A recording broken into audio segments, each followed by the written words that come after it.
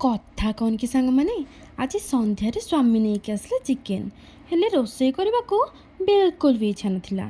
भाविली chicken पकड़ा तो सबुठ सहज कम तो बनईदबा आउ स्वामी भी खुश मु भी खुश।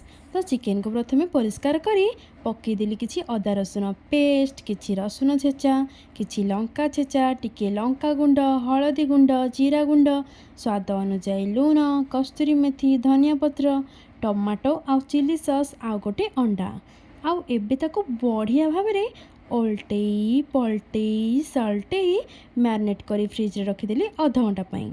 अध घंटा पर एबे एथिरे पकेइली दरकार अनुसार कॉर्नफ्लोर आउ एबे ताको भल भाव में गोले दे ढाली देली जोड़िए हबर धला राशि। देखुना केते बढ़िया देखा जाउछि ना।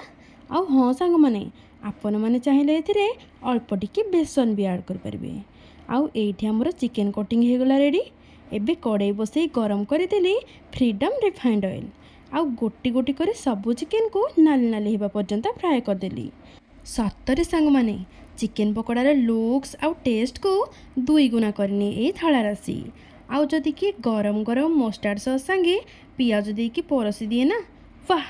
आउ कौन कहबी सांग माने ए वर्षा पागर संध्या पूरा मजादार हो उठे।